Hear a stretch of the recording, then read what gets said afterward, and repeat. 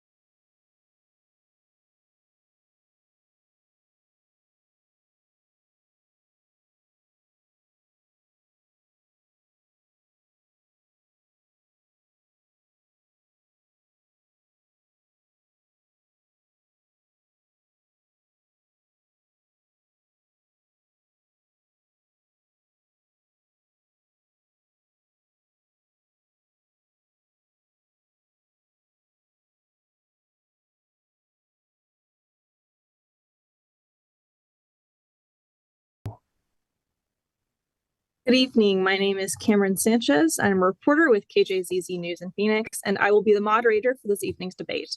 The Citizens Clean Elections Commission is the sponsor of this event. As the state's voter education agency, Clean Elections is the official sponsor of Arizona debates so that voters have the opportunity to hear directly from the candidates, ask questions on the issues that matter most to them, and vote informed. All registered voters can vote in the general election, which will be held on November 5th. The voting registration deadline is October 7th, and early voting begins October 9th. For voters that are watching this debate live, you can submit a question at any time by email at debates@kc-a.com, text 408-840-8350, or call 480-937-1253. We may not get to all of the audience questions, but we'll do our best. Tonight, we're going to hear from candidates in Legislative District 15, which covers part of the East Valley, including Queen Creek and Santan Valley. We're going to kick off by hearing first from candidates in the Senate, who are going to debate their opponent for approximately 1 hour. And then we're going to move to the House candidates and conclude around 8 p.m. Only the candidates who are currently debating will appear with their cameras and microphones on. For the candidates, you will have 1 minute for your opening and closing statements and 1 to 2 minutes for your responses to voter questions. We encourage an open exchange of dialogue between opponents. If you feel the need to respond to another candidate's comments after they conclude speaking, you may do so. I may limit responses for time management purposes, and we remind the candidates and the audience that this is a respectful, courteous, and professional environment. Our goal tonight is to connect candidates and voters so that the electorate can vote informed.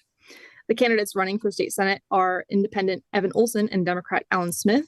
Republican Senator Jake Hoffman was invited but did not respond.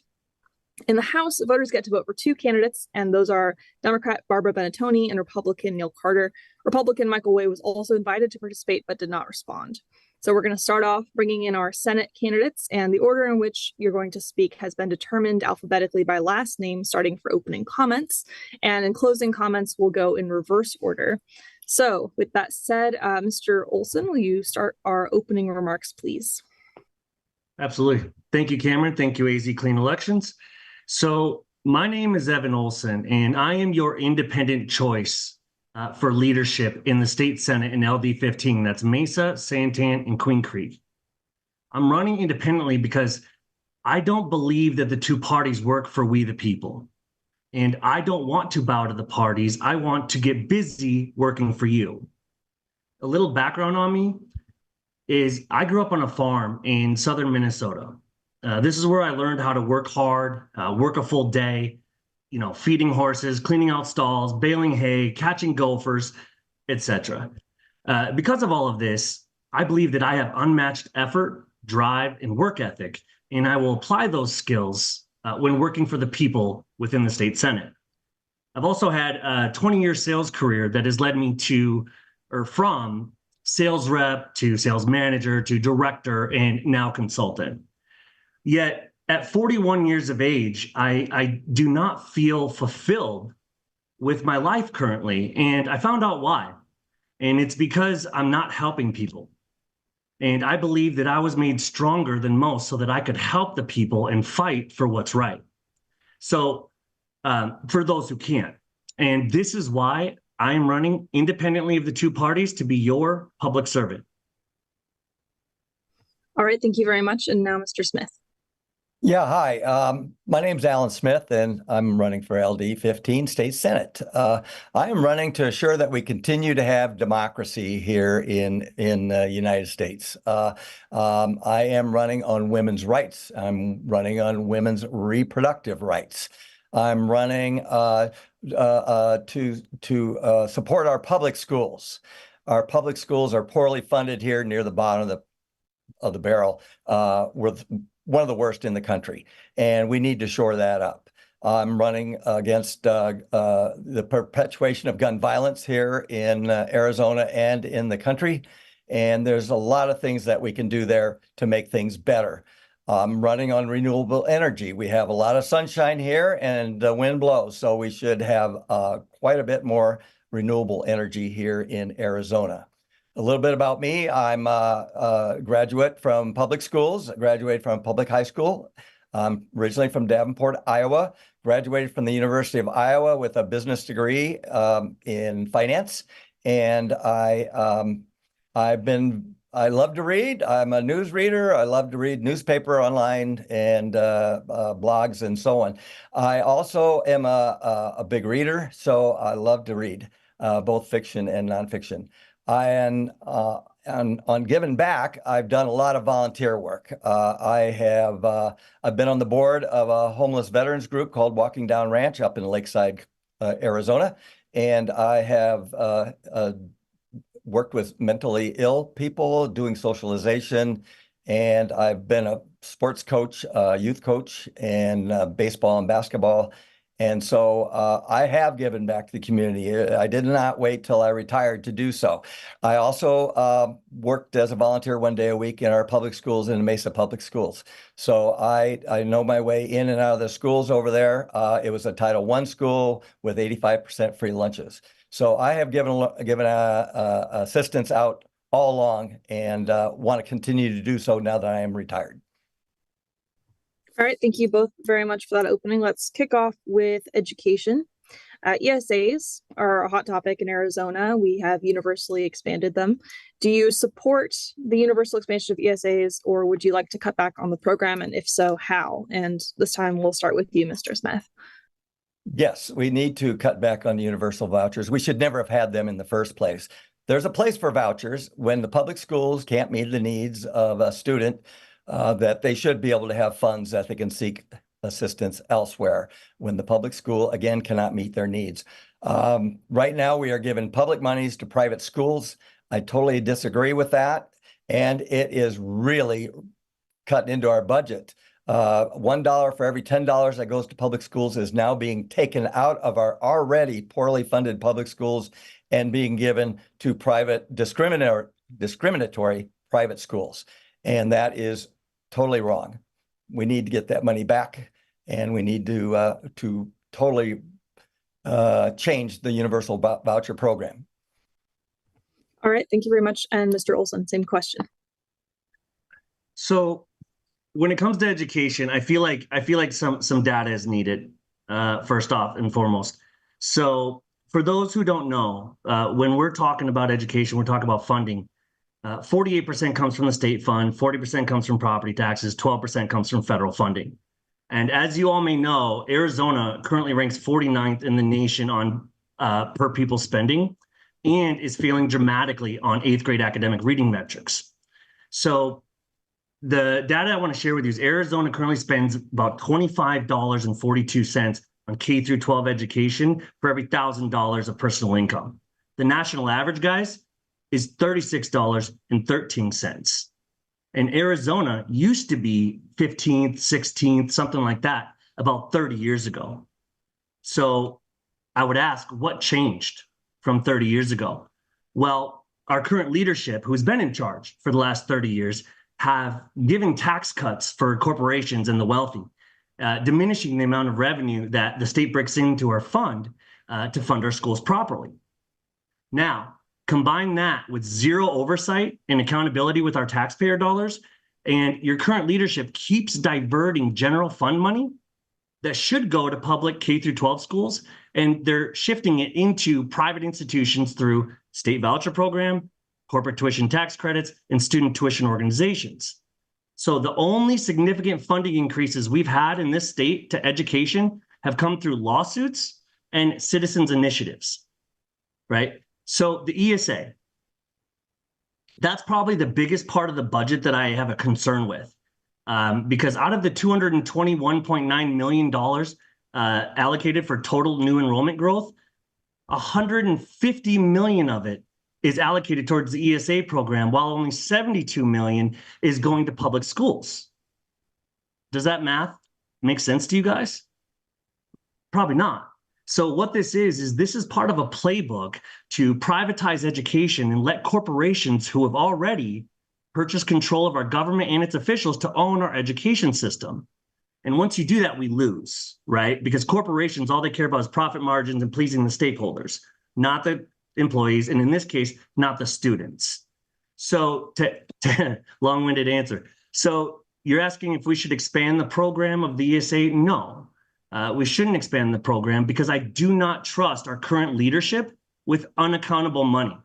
They've proven to be corrupt, and they've also proven to not work in the best interest of we the people and all the children across the entire state. So last thing is, let's not forget the original purpose of this was to help military families, foster families, and families with special needs like the deaf, the blind, those with autism. Those are the kids and families that need the funding assistance, not the wealthy family in Gilbert that wants to homeschool their kid and use our taxpayer dollars to buy a piano saying it's music education. So if you don't have accountability, throwing money at a problem doesn't matter. And there's zero accountability with the ESA program currently. So if I'm in the state Senate, I would want direct overreach on that and to make sure there's accountability across the board with our taxpayer dollars. All right. Well, that went a little bit long, but I'm going to ask another education question so we can stay somewhat on topic. Can I respond to that? I mean, we need more than oversight. We need universal vouchers to end. The money for universal vouchers is going to our richest zip codes here in Arizona. It's subsidizing the rich is what we're doing. It's not I'm not talking about oversight. I'm not talking about a family buying a piano. I'm talking about that this money should not be going out as universal vouchers. It should just be limited to those special needs kids and military families, like Evan mentioned.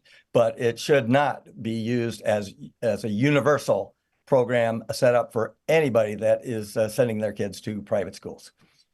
Well, it sounds like there's some agreement there between the candidates. Agreed. Let's talk about teacher salaries. Do you support increasing teacher salaries for public school teachers? And we can start with you, Mr. Olson, this time. Yeah, I mean, absolutely, right? So if you've been having your feet on the street like me for the last year, knocking on doors, going to schools, talking to teachers, number one problem they're talking about is the funding formula. It hasn't been rewritten since the 1980s, never took into account charter or private schools, and we notoriously pay not only less than the nation, but less than our neighboring states to our teachers. So what my suggestion is we rewrite the funding formula, stop giving tax cuts to corporations and the wealthy, and leverage new state revenues like online sports betting and the ever-growing recreational medical cannabis dollars, and reallocate or earmark specific dollars to satisfy specific needs. Number one need, raising teacher pay. Number two, building future infrastructure for growing class sizes. And number three, that will enable us to have new programs for non-English speakers and to help the Native American population. So that's the depth or the level that I think through things. When I think about funding, it's not just about paying teachers more. That's obviously important. It's about fixing education as a whole, and we can do that with the right leadership. All right, thank you, Mr. Smith. Same question to you. Yes, we need to have our teachers' pay be competitive. We've made some strides when they did the 20% increase under Ducey, but it was kind of forced upon them. We had our Save Our Schools Arizona be very involved in pressuring the politicians to make some changes. In fact, they had a one-day strike, and there could have been more. I mean, we're talking about not just teacher pay, though. We're talking about having our students be more accountable on their behavior, and the teachers to be supported by the administration. We're having a terrible time with teacher retention. Only 50% of our teachers have over 10 years of teaching experience. So the turnover is terrible. So we really need to look into what is causing this turnover. It's not just pay, and it's a student behavior accountability and facilities and class sizes that are driving teachers away. We have plenty of teachers here in Arizona, but they've gone away from the profession because they don't feel that they're supported, not just money-wise, but in other areas as well. All right, let's move on to abortion.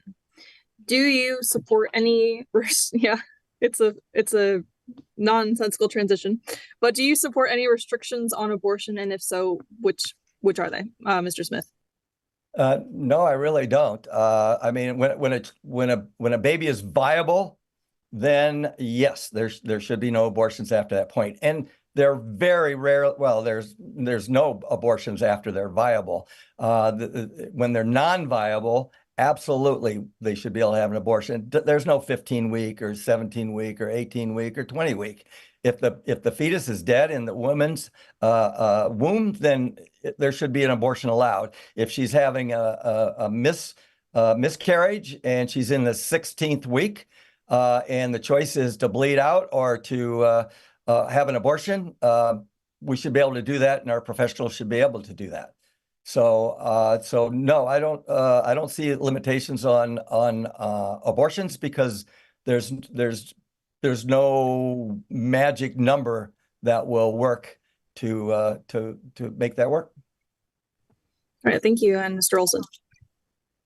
Yeah, I'm going to take a little bit different approach on this, Cameron, because this question is kind of arbitrary, isn't it? It's designed to do some sort of morality litmus test that I believe to be inaccurate in order to put us into the designated boxes of pro-choice and pro-life, which I find funny because almost every single person that I've talked to, Democrat, Republican, Libertarian, doesn't matter, are all pro-life, in the sense that nobody that I've ever talked to wants children to die, right? And because this subject is so complicated and there are so many things that can go wrong during a pregnancy, that I believe that it is absurd to try and legislate what a person can or cannot do with their body. The government does not belong in our personal lives, our pocketbooks, or our doctor's offices, guys, period. All right.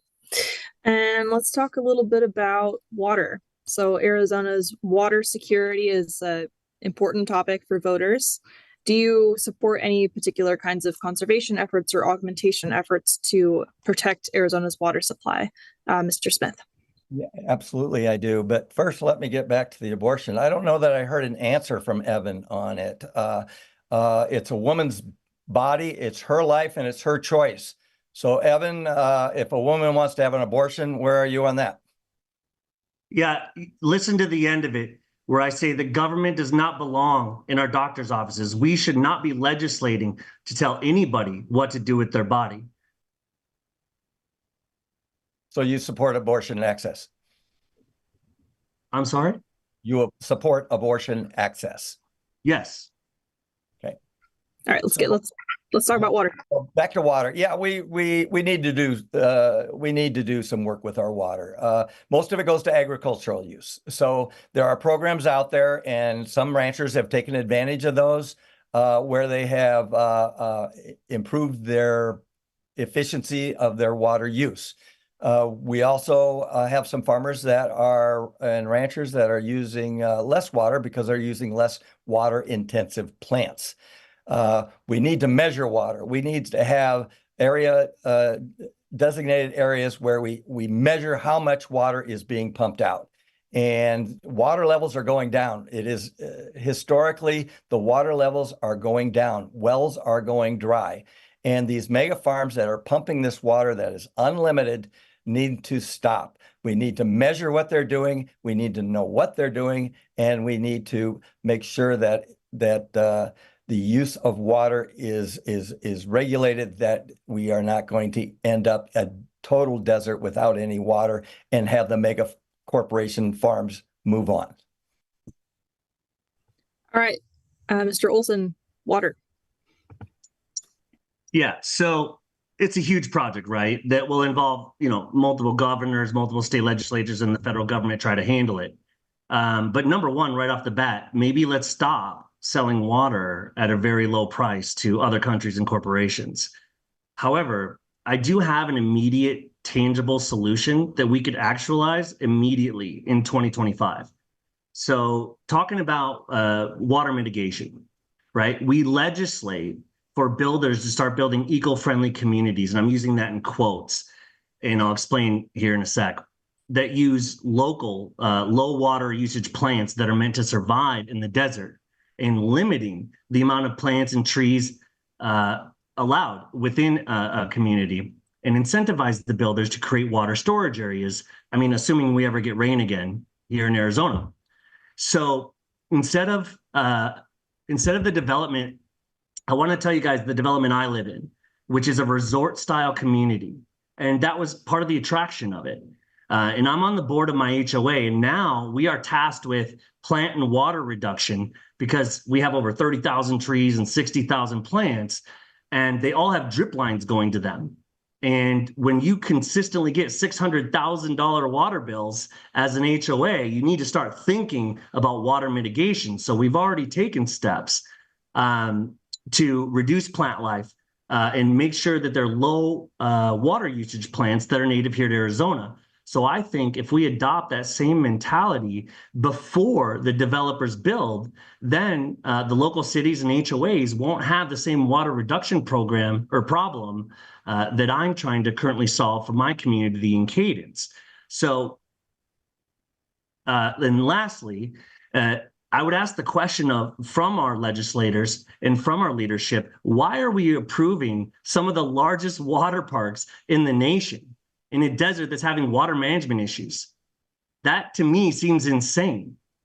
And it doesn't tell me that our current leadership is actually thinking through these things, right? They're just taking the bribes, giving the permits, and letting corporations run things. So they're not serious about water conservation. And I feel like this is a great first step. I lived in Colorado where they were having water problems as well. I lived there for 24 years, and they did a lot of public service announcements.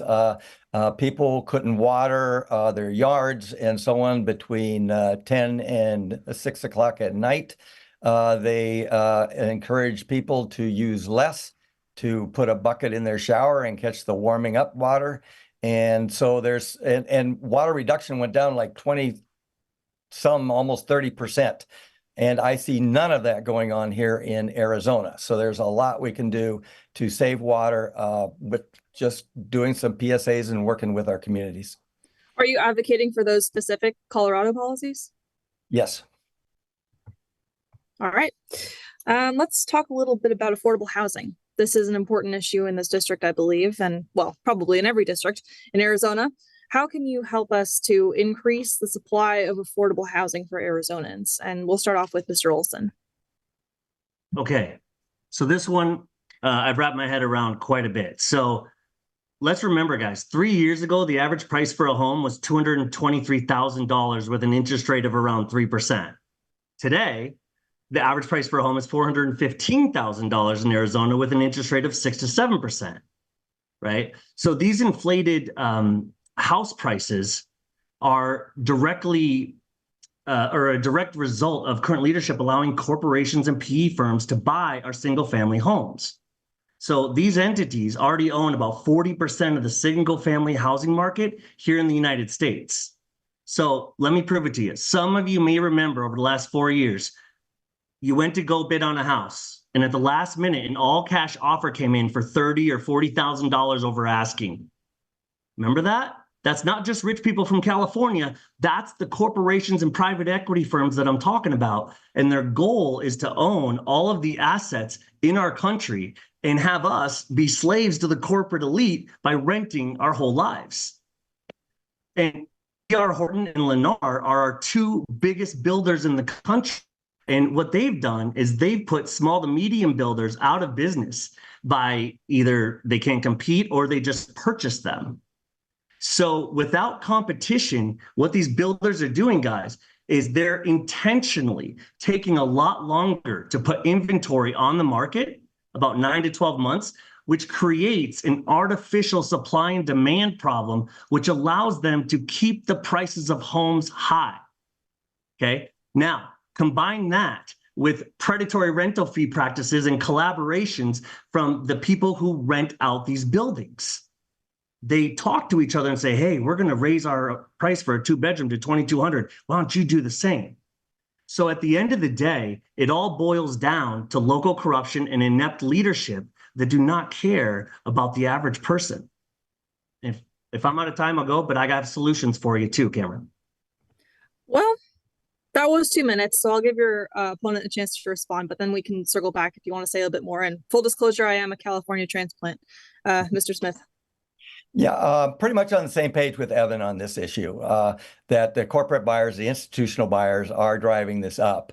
Our Attorney General, our Democratic Attorney General, Chris Mays, has actually filed suit against these landlords that are colluding together to set rental prices, and they're setting them too high. In fact, I think they allow rental properties to stay empty instead of renting them out so they can continue to keep their high rents. They would rather do that. So the rental fees being so high and just have increased so much, it's been insane. And as I mean, we are behind in home construction. We do need to build some more homes. And again, if it's a monopoly, like Evan's talking about, that is wrong. We've got too many monopolies in this country where there's too few companies that are managing price and managing manufacturing, and in this case, building homes. So we need to get some incentives out there. We need to call short-term rentals commercial properties. We need to call rental properties commercial properties and set property taxes appropriately for those kind of entities. Thank you.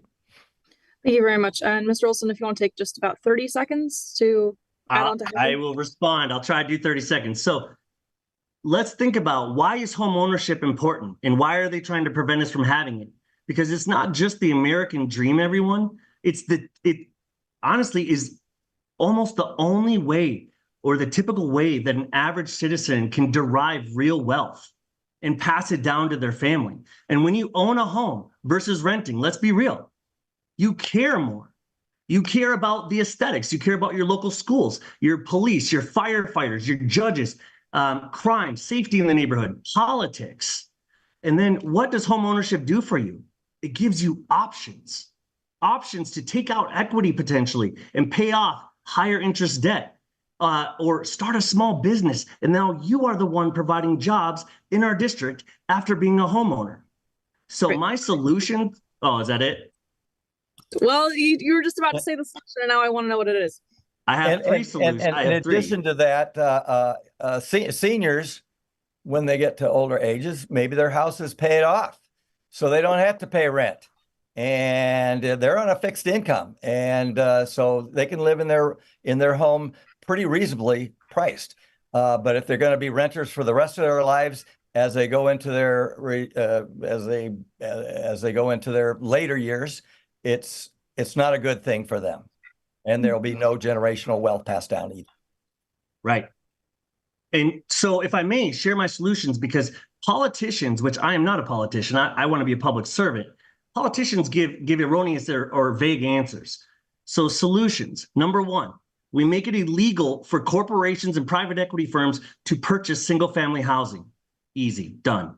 Number two, give local builders tax credits and incentives or loan assistance to build affordable housing that allows the average American to buy a home without $100,000 down, right? And providing some payment assistance for first-time home buyers. Number three, we put a stop to predatory rental increases that are causing people, this is actually what's causing the homeless crisis as well, which I'm sure we'll get into. But by putting rental stipulation agreements together that will protect renters from unreasonable rate increases year after year, currently it's going up 20 to 40%, right? It should be going up maybe 3%. And what that does, to Alan's point, is it disenfranchises our 55 and 65 plus generation, because that community, or that part of that our society, are the ones that make up 65% of the homeless now, because they can't afford to live in their home because they only get paid Social Security, but you jack the price up. All right. Mr. Smith, if you want to take another minute to talk about housing, I feel like you should. And also maybe say something about STRs, because I know that you mentioned it, and that's an interesting topic here. What was the last part? Short-term rentals. Short-term rentals. Oh, yeah, absolutely. Short-term rentals. I mean, our legislature put in place some preemptive laws. They put in way too many preemptive laws. And one of them that they put in was that the cities could not regulate short-term rentals. So if you live in Sedona and are a worker, or if you work in Sedona and wanted to buy a home or get a home, it's totally unaffordable. You have to commute a long ways to find affordable housing in that city because of all the short-term rentals that the city was unable to regulate.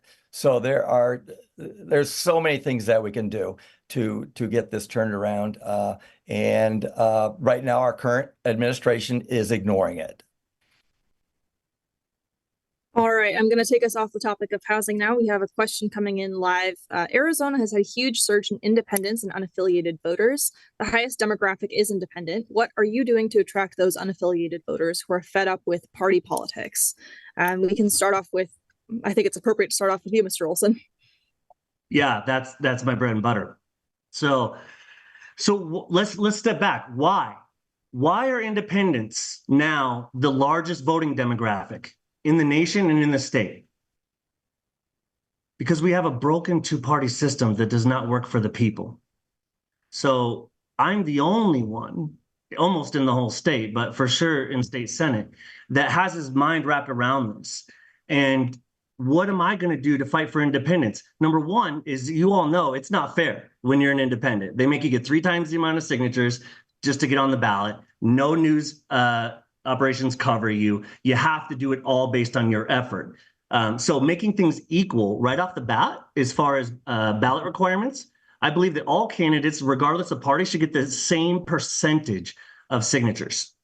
Now, the second part of that for independents, I know you will be on board with this, because this is the core problem of our republic, is the corruption of money in politics. And if you've watched any of my videos, been to my site at all, you know that that is my main function in life, is to end the corruption of money in politics by making it illegal for corporations, private equity firms, lobbyist groups, and parties to donate to candidates in our state, especially from out of state.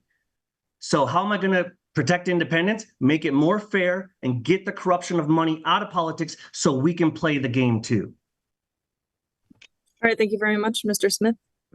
Yeah, we've got a little problem with that, Evan. That we've got Citizens United decreed by our Supreme Court, and they have said that freedom of speech includes that kind of money and that kind of spending. It's just not going to happen. And if you want to limit to just in-state donations, that's wha we have groups like Sierra Club, why we have groups like Reproductive Freedom for All, why we have National Organization of Women. It's the passion for those type of groups that get things done. And I'm afraid just limiting it to Arizona is not going to be legal. It's not going to be constitutional, and that there's just no way that will work. As to parties, I think the Democrats also want to get money out of politics, and that's what we're trying to do. It was Democrats that pushed very heavily to get rid of dark money, and you will see Democrats continuing to do that. We are against this unlimited cash fund of political action committees, PACs, and especially the super PACs. They're out of control. We need to get control of those again and make some changes. And the Democratic Party is behind that. I do wonder, Mr. Smith, do you think that independents should have to get the same amount of signatures as Green Party, Republicans, Democrats, everybody? I sure do. I do. All right, thank you. Mr. Olson, did you want to add something as well? Yeah, I respond. Yeah. So, yeah, I get it. But guys, we had $1.8 billion pour into our state to affect the last election in 2022. Most of that is billionaires in Texas. But it seems absurd to me that we allow wealthy people and corporations from outside of Arizona to dump money into our politics and influence our elections, right? Because that's what these ads cost. It costs a lot of money to run for office. So I don't think it's wrong to try to ban any outside money coming into our state to affect our elections. And if we keep everything within state, then I believe that we can have more free and fair elections without billionaires and corporations meddling in it, right? And I see. technically, if you guys want to get real on this real quick, it's not Citizens United, right? It actually starts back in the 70s in 1976 with Buckley v. Vallejo. And then additionally, after that with Bilotti. So the corporations have had this power for 50 years. Citizens United was simply the icing on the cake that said that they have the ridiculous right of freedom of speech, just like you and I. So just to clarify that one up. Mr. Smith, it seems like you want to respond to that as well. No, I'm fine. Okay, well then let's move on. Let's talk about election security. This is something Arizona has become famous for. So are our elections safe and secure? And who won the 2020 presidential election, Mr. Smith? Well, it's pretty easy. Joe Biden won the election here. We have some very dedicated government servants that work in our Secretary of State's office. They do their best. They do their best job that they can to basically make sure the count is correct. And we have volunteers that are outstanding, that are assisting in that effort. Our opponent, Jake Hoffman, however, disagrees with that. He is a fake elector. He said that Trump had won this state, so he would answer that Trump. And I would totally disagree with him. He's an election denier, and now he is being indicted on 9 charges for taking that stance, for saying the election was stolen, and for being part of that conspiracy, the Trump conspiracy, to get the election overturned. And Mr. Hoffman, he wants us to go so far backwards that he wants us just to vote on election day in person. And I can't imagine in July doing a primary where we're all voting in the heat, can't all fit in a schoolroom or a church or wherever we have the ballot situation, and have a ballot in July. That's ridiculous. 80% of the people vote by mail now. We love the vote by mail. We love early voting. And so we need to continue that. My opponent, Jake Hoffman, is totally against that, and we need to get to keep that. I want to protect having early voting and mail-in voting. And I believe Joe Biden won, and our election officials are doing the best job they can in a very tough environment. And we had the right call here. All right, thank you very much, Mr. Olson. Well, I kind of laugh at that question. Who is in the Oval Office right now? Joe Biden. So he won. But if we're talking about voting in elections, I want to share with you guys my experience as being an independent. And I want to tell you that our voter data is way off and very incorrect. And I'll tell you why. So when I first started this to try to get signatures, it was really, really hot, right? So I didn't want to go out and beat the street until fall. So I decided to start a texting campaign. And I was texting the newest voter data list that I had gotten from the county. And I had people texting me back saying, "Hey, Ev, I would love to sign your petition, brother, but I don't live here anymore." Hey, I don't know who that is, or they're deceased, whatever the case may be. It happened multiple times. Okay, so I understand the frustration that people are thinking like, oh, our elections aren't secure. What we have is a data problem, really. And what I think should happen first is we do an audit of our voter data versus the deceased list, wherever that is. Figure out who's alive, figure out who still lives here, figure out who is still actually eligible to vote. And then you won't have any discrepancies. Ballots won't go out to deceased people if our database is up to date. And this will help us have free and fair elections. I disagree with that. If you're finding that many examples, I hope you turned them into the Arizona Secretary of State, because they need to know that information. But I'd be very surprised to find numbers that you're talking about. I promise, Alan. I'm the one who did a text campaign, and I know that I got texts back from people that say, "I live in Colorado. I say, okay, did you just recently move there? No, I've been there for 2 years. Right? So not saying anybody is, if I'm saying there's a data problem, and how can we send ballots out to the appropriate people if our data is not showed up with people that are deceased or people that have moved out of state? I think that's a very easy thing to solve. It's called checking a list and checking it twice. Well, our states do share data, and so if they voted in Colorado, they would be withdrawn from our rolls here. So they can only vote in one place. So we do have safety measures put in place to avoid that problem. Obviously not. Well, yes, we do. I'm talking about when they vote. Now, you just having a list doesn't mean that that's sacrosanct. When they vote, they can only vote in one state. We just found that out with Michael Way, who's running for state rep in our district. Michael Way voted in North Carolina in 2022. So he does not qualify to be on our ballot here in 2024 because he did not meet the 3-year requirements. That is knowledge that is out there, that was found.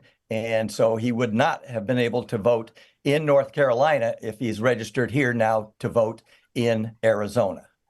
I just want to clarify for anybody watching or who watches this recording that Michael Way is going to be on the ballot, and that could be appealed. But as of today, the 11th of September, he is going to be on that ballot. So, Mr. Olson, did you want to say something? No. All right. Let's talk about border security. Would you say that there is a crisis at Arizona's southern border, and whether or not you think there is, what would you like to see done from the state legislature when it comes to border security? Mr. Smith.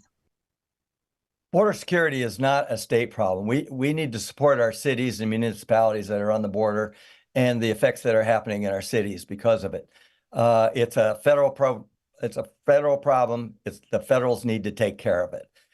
This latest bill that they have on the ballot to enforce immigration or illegal immigrants here in this country by our police departments and our sheriff's department is ridiculous.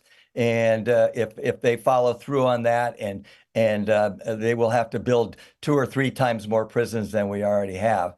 And we're already spending more money on prisons than we are on schools right now. So it's a federal problem. We actually, they had a bipartisan agreement in Congress, in the U.S. Congress, and because of Mr. Trump, it was thrown out the window. So we need to get back to work on that and make sure it happens.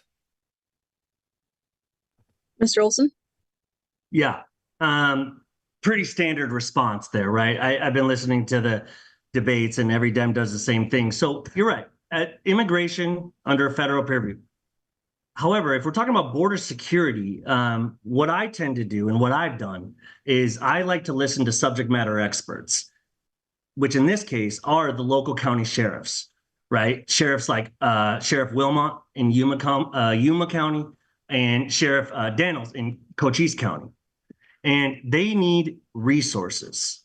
They need thousands of more deputies to help patrol the border, drones, ATVs, trucks. They need resources.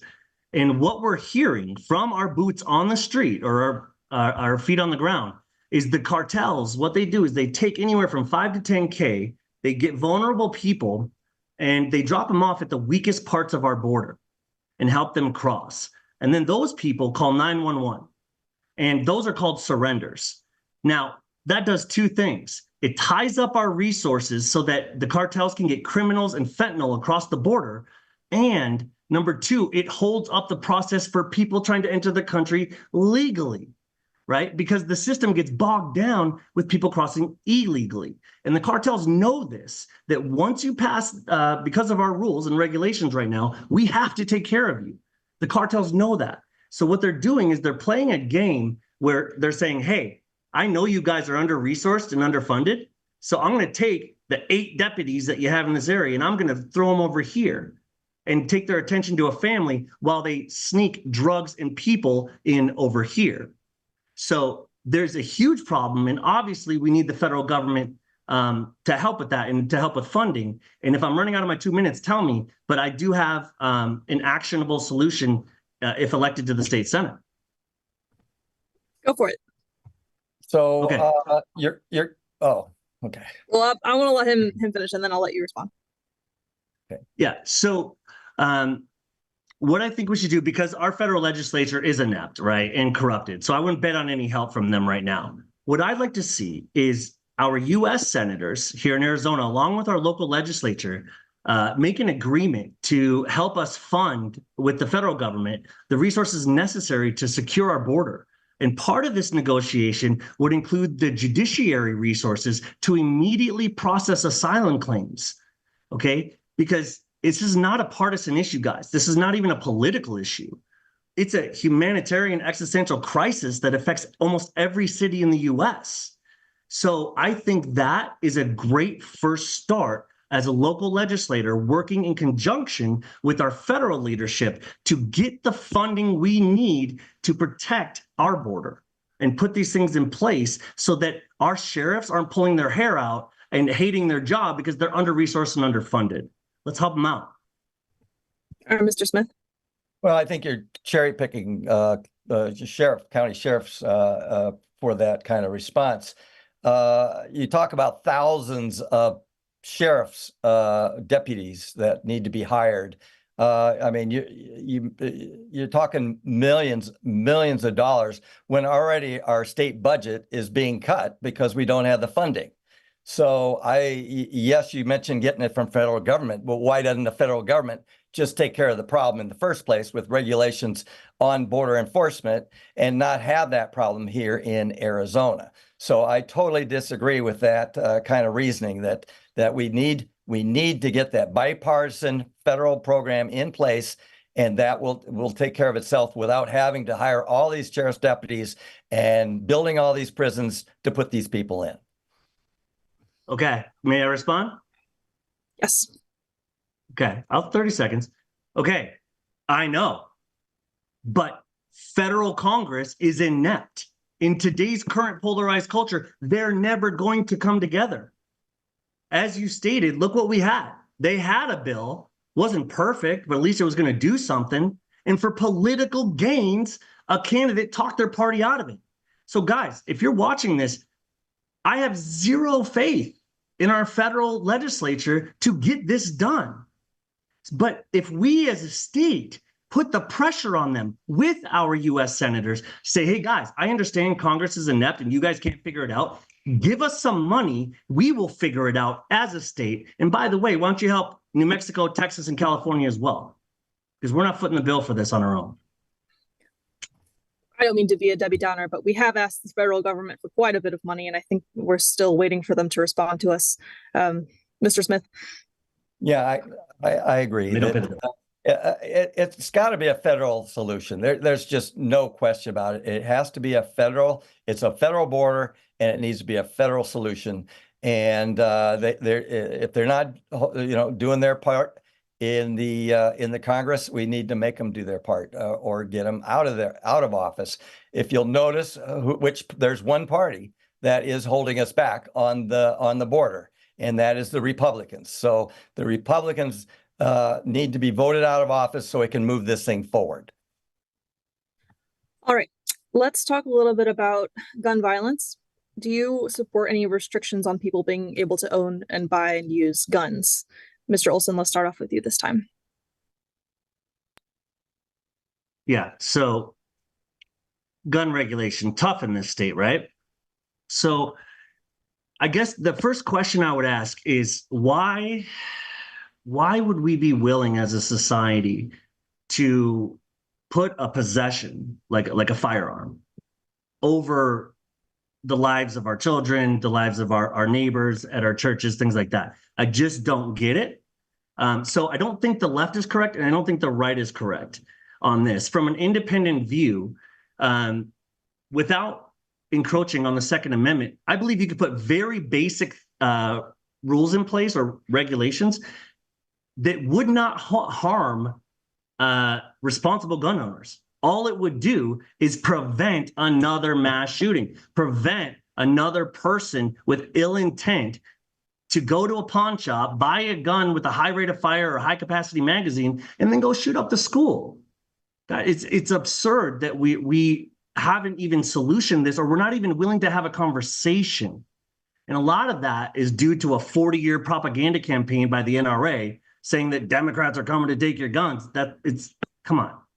Okay. Nobody's coming to take guns. But guys, if we don't start valuing our children and valuing our religious institutions, we're not going to be safe anywhere. And the two arguments against that are, well, people with guns, stop people with guns. Come on.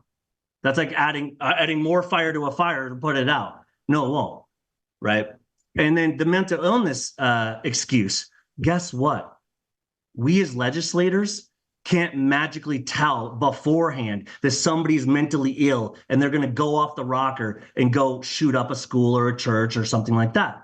So the only play that we have as legislators is to limit the thing that is killing our children. And to be against any basic regulations, let's say 3-day waiting period, extended background checks, make sure criminals aren't getting AR-15s. That would be nice, wouldn't it? So I think we need to open up the dialogue. The Republicans, you gotta bend a little bit. You gotta put children above guns. And that's where I stand on that, is if we can't do that with a bipartisan legislature, and that's why I think it's vital that an independent gets in there to talk to both sides. I don't think anything will get done in the state unless we push the initiative to make sure that our children stay safe. Thank you. Mr. Smith. Yeah, Democrats have been pushing this issue for a long time. We actually had a AR-15 type ban under Clinton, and then it expired. We need to have universal background checks. There should be no such thing as a gun show loophole.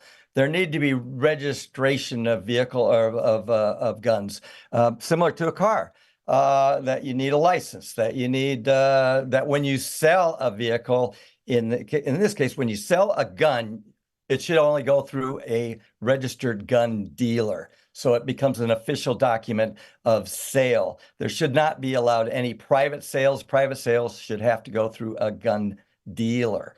And so there's things we can do with age group. We can do with training. We need red flag laws in place where family members do know that a member of their family is mentally ill, has guns, and we need to have some tools that the police can use to get those guns out of those homes. So there's a lot of stuff we should be doing. Jake Hoffman, Republican here, is very proud to be 100% NRA. We recently had a death and some beatings caused by brass knuckles, and brass knuckles are legal in this state. We're one of 12 states where they're legal. The Republican Party said they were defensive weapons. Excuse me, they were not. Those were offensive weapons, and they shouldn't exist in this state. And it is Democrats that are going after these types of changes and trying to make these changes. It's the Republicans that are holding it up. I would say one thing about brass knuckles. I think there are 1 or 2 municipalities that have banned them, but as you say, yes, in the state of Arizona, legal. All right. I think we have time for maybe one more question, and I'll make it kind of a boring one. Transportation. Do you have a particular transportation priority or transportation project that you would want to get done as a lawmaker? And we can start with you, Mr. Smith. Well, my district includes Queen Creek and Santan Valley. And what a mess that is. If you try to go through there at rush hour traffic to get to Santan, it's horrible. And because of the budget situation the current legislature has put us into, they had to actually cut funds for Highway 24 out there that they couldn't finish an intersection. That needs to be expanded, and we need an overall plan down there. We need busing down there. There's no busing in Santan Valley. There's no busing in Southeast Mesa. Of course, there's none in Santan Valley. Jake Hoffman is totally against that. In fact, they even talked about putting a train in from Tucson to Phoenix. And he said, what are we doing? Putting in a 100-year-old technology, choo-choo. So it's ridiculous that we don't have some kind of mass transit going on down in LD15. We need to have that. They've got posters going around down there right now that are posted on our streets, some advertising posters that are saying no light rail, do not pass 479. Well, 479 is for Maricopa County. And Maricopa County's roads are as good a shape as they are because this is just a continuation of a tax that we've had in place now for, I don't know, 20 years, I think. So we need to continue that. So vote yes for 479, and that will help Maricopa County. But those signs that I referred to, they have on there no light rail. Well, there is no money for light rail in 479. So those signs are wrong that they have posted around town. And I wouldn't be surprised if Mr. Hoffman is behind that. Maybe I was wrong in saying this was a boring topic. Mr. Olson. Yeah, I concur with a lot of that. The crazy signs are crazy. But so as far as investment in infrastructure for our district, Alan hit it on the head. So what I would do is I would invest in like basically a 10 to 20 year solid infrastructure plan so that we can accommodate the exponential growth that we're seeing here on the east side. So like investing in the expansion of roads like Ellsworth, the 24, Ironwood, Hunt Highway, the bridges that need to do that, the roundabouts that need to do that, whatever it takes. And if we don't, as you guys see, if you live out here, the exponential growth is crazy. It's very difficult to get anywhere if you've been on the 24 at 5 o'clock or Ellsworth. So instead of planning like 2 to 3 years out, which it seems like we're doing right now, let's make a 10 to 20 year plan. Think about how far this east side can expand in Santan Valley, and then make a sustainable long-term plan to make sure that we have the infrastructure, the roads, the bridges, and everything that we need so that we don't get bogged down every single day on the same roads. That's what I would allocate the money to. All right, I think it's time for our closing statements. And we started off with Mr. Olson, so I think we're going to start off closing statements with Mr. Smith. Oh, thank you very much. So my basic goal is to do like the Boy Scouts do, and that is to leave Arizona better than I find it today. We've got a lot of priorities to work on, and Jake Hoffman is not working on those priorities. So we need to trust our voting. Evan's throwing things out that says that we can't trust our voting. I believe we can. And we should, and we are wrong if we do not. I have taken the pledge that when the vote comes in, I will abide by the vote. I will abide by the vote. And I don't know if when Jake Hoffman loses, I don't know that he will. He's already said that he will not abide. Well, he's already said he would not abide by the vote for the 2020 election and the loss of Trump. I'm for women's rights. We need to improve our women's rights. Women's reproductive care is their decision. It's their body, their choice, their life. So we need to make sure that is in place. Again, Hoffman is against that. He wants no abortions with no exceptions. We need common sense gun laws. We need renewable energy incentives in this state. We have abundant sunshine in here, and we are not using it to the best of our ability. My brother lives in Nevada, and he has solar because they had much better incentives than they have here in the state of Arizona. We're missing the boat on that. So we need affordable housing. Evan pointed out some things we need to do. I totally agree with him on most of those things. So infrastructure, we've got to improve our transportation, especially down in our Southeast District. We've got a lot of work to do. There's a long list of priorities we need to work on. Hoffman is not working on those. He's working on book banning. He's working on abortion issues. He's working on arming teachers. He's doing a lot of things that are not Arizona priorities. And then I don't understand Evan running in this race at all. He's running as an independent.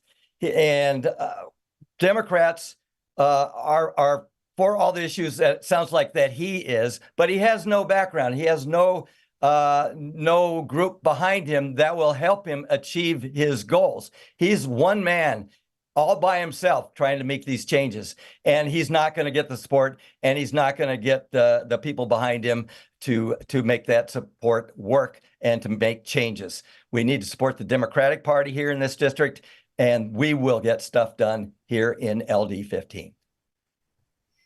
All right, Mr. Olson. All right. Ooh, okay.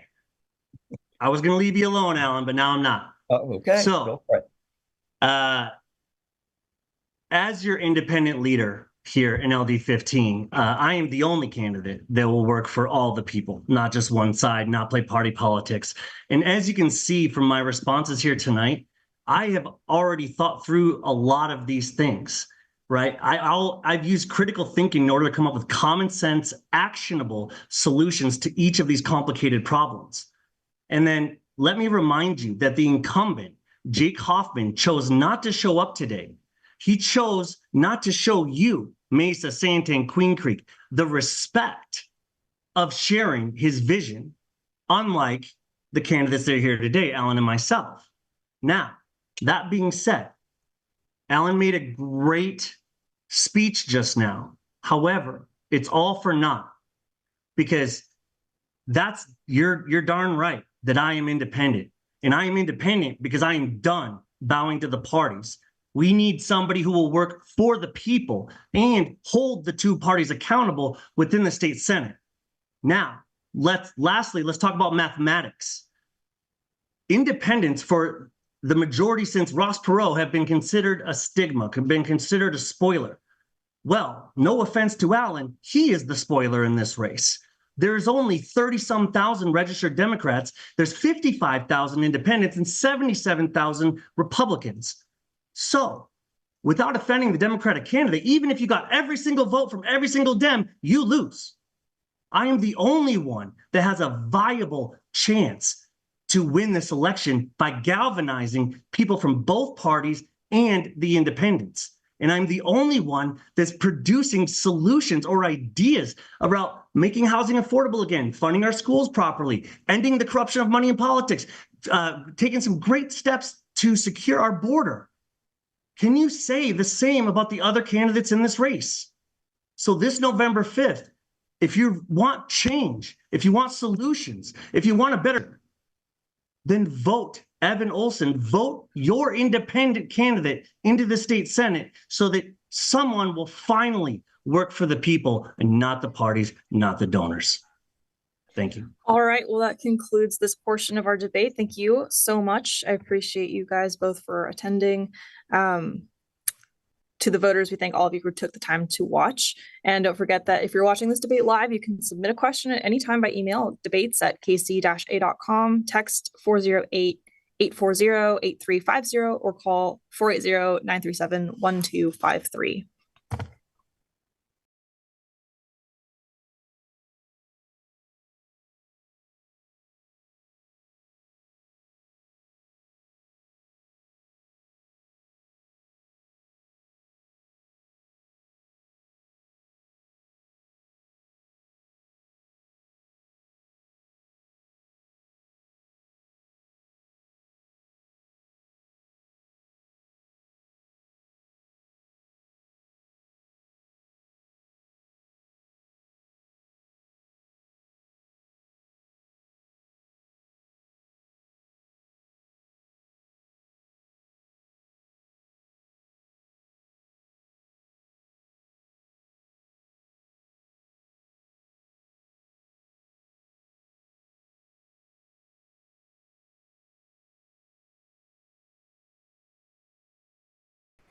All right, welcome back. We're here with our candidates for the State House of Representatives. We've got Republican Neil Carter and Democrat Barbara Benetoni. Candidate Michael Way was invited but did not respond. So we're going to start off with opening statements, and we're going to start off with Barbara Benetoni. Yes, my name is Barb Benetoni, and I want to thank the Clean Elections Committee for hosting this debate. It's important that our citizens know where our candidates stand on issues that affect their daily lives. I am an Arizona native. I was born and raised in mining communities. I became a single mother at an early age and out of necessity acquired a diverse work background. And I do believe that that gives me an advantageous perspective on the struggles of Main Street America. I have 3 grown children. They were educated in public schools and universities. Corey is a physician and has a doctorate in family health, and Kurt does well in the construction trades. I'm an advocate for restoring proper funding to our public schools and reining in the overreach of vouchers that has created a $500 million hole in our budget. I want to help move Arizona forward in finding common sense solutions to immigration, gun ownership, homelessness, water issues, and other areas plaguing our state. And returning the freedom for women to have bodily autonomy is my priority. Thank you. Thank you very much, Representative Carter. Hi, thank you, Cameron. My name is Neil Carter. I've been a Santan Valley homeowner since 2010. I live here with my lovely wife, two daughters. I work for a technology company, and I've had the honor of being your voice in the legislature for 3 years. I'm asking for 2 years more. Your Republican majority has been listening to you. We've been delivering on your priorities. We know the prices are high. We know inflation's out of control. We put on the governor's desk an elimination of the grocery tax, one of the most regressive taxes in the world, which was vetoed by the governor.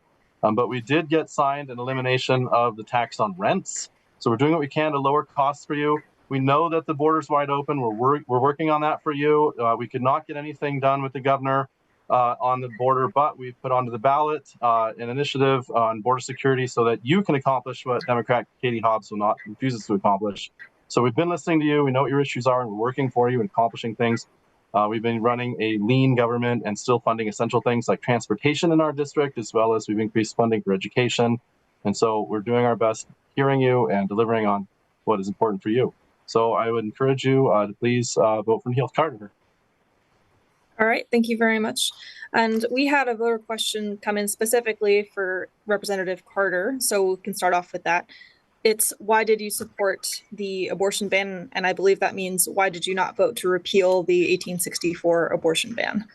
Sure, thank you, Cameron. So this is effectively an abortion question, and to me, there is a lot of obfuscation on this issue. There is a lot of trying to reframe it in different ways and misses the point. What's really going on is that you need to decide whether a baby in utero is a human being with all of the rights and the responsibilities and all that follows from that, or it is not. So if a baby in utero is a human being with its own DNA, with its own heartbeat, its own devices, will in fact be born into a man or a woman, like I believe, then snuffing out that life is not acceptable because that's a human being.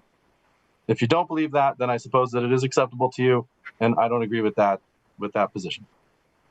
All right, thank you very much. And Ms. Benetoni, what is your position on abortion? Do you support any restrictions? Do I support any restrictions? I think that there should be no restrictions regarding if a woman is raped, or if it's a matter of incest and you have a 10-year-old child or a 12-year-old child who is incestually raped. I do not want to see that child have to have a baby. I think that in the matter of a woman's life, if she's bleeding out and she becomes septic, I think a doctor should be able to take care of her without fearing that somebody is going to take their license away, arrest them, arrest the woman. We have so many horrible, archaic laws that have been passed in different states now regarding a woman's bodily autonomy and her right and her family's right to make their family health choices, because this is about a woman's health. This is not about morality. This is about a woman's health. It's between her doctor, her family, and her God. So it sounds like no restrictions in state law. No. All right. Cameron, I do. Reply? Yeah, sure. So something I alluded to earlier was that surrounding this issue, there's always a lot of obfuscation. There's always trying to prove the rule by the exception, a lot of logical fallacies in this. And what we just heard was that you can't have an abortion for the mother's life or health, which is not the case. That's not the current law. That's not on the table. That's not something that anybody's considering. We currently have legal abortions up to 15 weeks in Arizona right now. And again, that's for any reason. So if we're looking at rape, incest, we're looking at the health of the mother, none of that's on the table. None of that's the issue. That is an obfuscation by the left to try and reframe the argument into something that it never was about. And that's not something that is currently being discussed. All right. You could surprise me. I'm sorry. Are you saying that those issues haven't been passed in different states in our country since the repeal of Roe v. Wade? Cameron, is that a Mr. question? Carter? Yes, Mr. Carter. Go ahead and answer it. So, I believe he's talking about Arizona, but go ahead. I'm talking about Arizona. This is a position for the Arizona House of Representatives. We're here to represent our people in LD15 and to make sure that our state is governed well. And I think we've been doing that over the last 3 years. We've been running a lean state budget. We've been working on things like border security and prices. We're trying to run Arizona well. And frankly, if they're doing something different in California or Nevada, that's not our realm. I don't think that we're here during this hour to talk about that. Could I say something? Yes, but then I'd like to move on. Okay. So feel free, and then we can move on after that. Okay, well, a woman's ability to have choice with her health care is an economic justice situation. So we do have infringements on women's rights here. And I find that, someone who didn't want to repeal the 1864 law would suggest that that women are free to choose, that we have choice here. All right. I'll let that go because I know you want to move on. All right. I do want to talk briefly about the Michael Way situation because it's been a huge headline for the past few weeks, and I think it's worth mentioning. I'm curious to know your thoughts on the situation and your opinion on the court case and the judge's ruling about him remaining on the ballot. We can start off with you, Ms. Benetoni. Well, the people that brought the lawsuit against Michael Way are Republicans. They're the Freedom Caucus, of which Neil Carter is one. No. The signs out here said Carter. No, the signs out here said Hoffman, Carter, and Anello. The three of them were hoping to get on the ticket. They did not, it was well known they did not want Michael Way on the ticket. There has been no lawsuit from a Democrat to keep Michael Way off the lawsuit because it's too late anyway. The lawsuit was brought by Republicans. So he really is not eligible to vote in this district. But we'll see where this takes us. We'll see. All right, and Mr. Carter. Thank you, Cameron. Representative Carter. It's okay. You can call me Neil or anything. I have no inside information on this. I have no inside track or any kind of backroom information of any kind. All the information I know is what I read in the newspaper like you have. I know that there was a suit that was brought. I know by whom. I know that, yes, it was by a Republican PC, and that's pretty much what I know. I also know that on Monday we received a ruling that said that Way will be on the ballot. And I think, frankly, that it's a better question for Way. So that's what I would say. I would like to clear up the record, though. I've been accused of being a member of something that I'm not a member of, so I can't let that stand. I am not a member of the Freedom Caucus. I was never a member of the Freedom Caucus. And you can reach out to the Freedom Caucus themselves and ask for verification on that if that's something that you're interested in. Thank you. You answered my follow-up question on that as well. Let's talk a little bit now about affordable housing. I mentioned this to the other candidates for the Senate. How do you increase affordable housing in Arizona? And this has been a big issue year after year, especially over the past 5 to 10 years, I would say. And we can start with you, Representative Carter. Thank you, Cameron. There's a lot of things that can be done. One thing is that in our state, what we already did accomplish was an elimination of the tax on rent. Housing is not a luxury, and housing is not something that we should be taxing. We don't tax mortgages, and it's unfair to people who choose to rent or can't afford their own home to be taxing that. So I'm glad to say that it was my bill that I introduced to eliminate the tax by the state on rents, and that's no longer legal for us to have, which is great. There are other things we can do, though. One of the biggest reasons that housing costs a lot right now is because the interest rates are high. And when interest rates are high, builders have to pay interest too. And the longer it takes them to build means the more interest is baked into the cost of your home. So if we can shorten permit times, if we can shorten approval times, if we can encourage people to get back to providing housing, the private sector does it best, we already know that, then we can lower prices And we have been working on that. There were several bills around that. That's not my specialty. It's not something that I work on particularly, but there were several bills surrounding housing and the permitting process involving mandatory approvals in so many days and that sort of thing. So between eliminating the tax portion of it and also streamlining the permitting, I think we can go a long way to lowering prices just right there. I could go on, but I know we're limited time. So. All right, thank you very much. And the same question to you, Ms. Benetoni. Well, I received my real estate license in 1979. I retired it in 2022. I can make this just very short because it's basically a rigged system. There's no rhyme or reason. The industry has run rampant. There has been no regulation. As they said in the old days, they're like drunken sailors on Wall Street. So in 2006, we had inflated property values. We had credit default swaps. The banks didn't lose. It was the homeowners who lost. So, we could talk about, avoiding the real subject and the real problem. We need to start regulating again, and we need to make sure that people are held accountable. It's very simple. It's going to happen again. Well, yeah, it will happen again, and the banks will make out just fine, and it'll be the homeowners again who will lose. I wonder if you agree with Representative Carter that there's a need for shot clocks for making the approvals process faster for developers to build houses.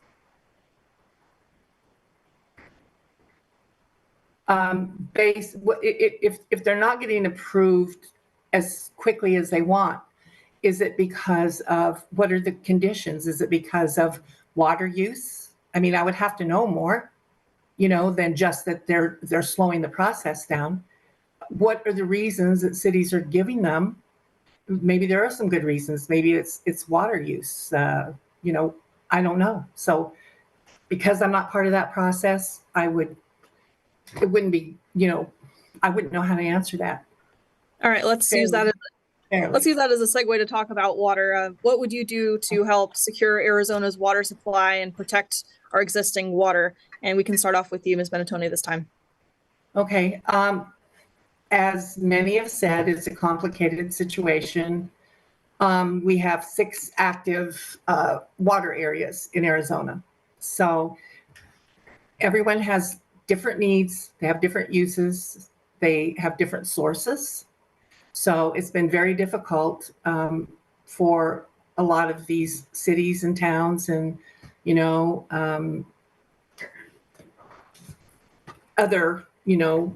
other areas to try to get a handle on it. We do have a situation where we have to watch out for our water supply. The Colorado River, some get their water from there. We have aquifers that we have to protect. It's a good thing. I was glad to see Chris Mays crack down on the Saudis for their use. Alfalfa. They were growing alfalfa and shipping it back to their country, and that takes a lot of water. So I think cracking down on other countries coming here and farming and using great amounts of water should cease. I don't think it's fair to just put it on our farmers and ranchers to try to conserve the water. I think we should have a PSA announcement, public service announcements. We used to have them years ago. I think we all should do our part. We should get rid of grass, just go to desert landscape. So there are solutions, and we all have to pull together to try to, make certain that, we can protect the water that we have in this desert, the precious water that we have in this desert. So it's going to take a concerted effort from all agencies and the population. We have to participate too. All right, thank you. And Representative Carter. Thank you, Cameron. Like I said at the outset, your Republican majority has been working on a lot of these problems and making a lot of progress over the years. And for example, I can tell you that some of the facts that are often little known as I go about and talk to the citizenry, and I'm always out and about and very accessible. One thing is that agriculture does use the majority of our water. It's almost 70% of the state's water. Of course, food security is important. So I'm not saying it's necessarily shouldn't be the case, but agriculture is water intensive. And we do have a lot of water intensive crops like alfalfa and cotton and other things. And we're also doing in some places flood irrigation, which can use as much as an acre foot of water in a year, which is about 330,000 gallons. The average American is using about 88 gallons a day. You can do the math yourself, and what you'll find is that if we convert farm fields to housing, as long as they're already using water, there's actually a savings and a reduction in water. And so one of the things that has been a problem is that if you are a farmer and you choose that you want to make that conversion, which will save water for the state, you have to apply for permitting and stuff and go to the end of the line, and then it's not feasible. So the legislature had moved a bill last session called the Ag to Urban Bill, which is common sense governance. This is the kind of stuff we need to see, folks. We need to see common sense solutions that will save water for the state and allow the private sector to do what it wants to do. And so that's one thing we've been doing. But you know what? There's only so many times you can fold a piece of paper until you can't fold it anymore. And so I think that we also need to look long term, not just at how we can conserve water, which we are doing very well, by the way. We lead the world in water banking. Arizona does, and we do a lot of conservation. We're ahead of California by decades. So, what we need to do is to find fresh sources of water as well. And I'm proud to say again that your Republican majority 2 years ago had funded with teeth. So we were funding $1 billion, which was 1/3 over 3 years, to put together in water authority, look for new sources, look for desalination.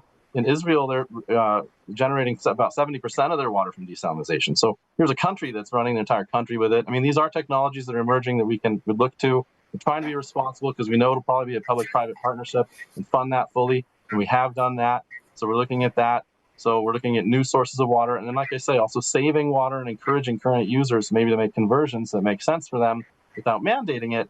But things like the Ag to Urban Bill will, in long run, conserve the state's water and allow the private sector to do the things that they prioritize. So we've got lots of good ideas. I could talk for hours about water if you can't tell, and about how many gallons people use and all these things. But, again, in the interest of time, I'll leave it at that. Yeah, I have two things.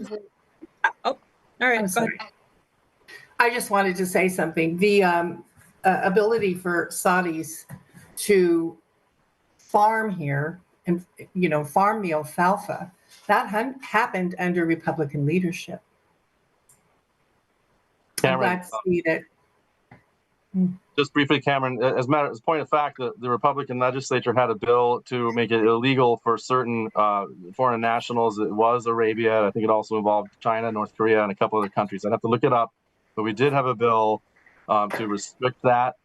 And I would have to look up the status of where that wound up. But that did not wind up being enacted. It is true. But that was a Republican idea that was in the legislature. And I'm proud to say I voted for that. I believe it was a Leo Biasucci bill. And so that is something that we've been trying to accomplish for a long time. Removing the Saudis from pumping water in the Fondo Monte, I'll call it a scandal that went on west of here. So just so you know, we're on the same page with that, and we've been working on that. And yes, the governor did cancel their leases, which is great. But I just want everyone to know that is something that the Republican legislature, in fact, had a bill about and voted on, at least in the House. I think it passed. So I did just want to say for context that some of that money for, projects like desal, for example, did get clawed back in the last year's budget, but it can always come back in the future. And I also wanted to remind the candidates, if you're not speaking, it's best to mute yourself because it makes the audio a little bit cleaner. Let's move on to election security. This is one of the questions we always get from voters. Do the candidates believe that our elections are safe and secure? And who do you believe won the presidential election in 2020 in Arizona?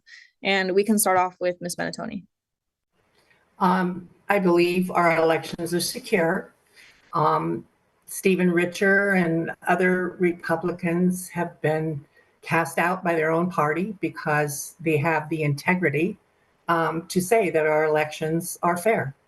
Joe Biden did win the election, and he won it, by the way, by 8 million votes, popular votes. So anyway, yeah, I feel secure in that our election integrity is intact. I think about all the lawsuits that have been made by mostly Republicans that have been tossed out. whether it was 60 for the President of the United States, or whether it was all of those here by Carrie Lake and the others, the other election deniers. They're all getting thrown out. I believe everything is intact. Yes. Thank you, Representative Carter. Hi, Cameron. Thank you. So election integrity, you know, I've been a poll watcher since 2008, at least, long before election integrity was trendy. And I can tell you, I live in Pinal County. It's where I live and obviously vote and reside and have for a long time.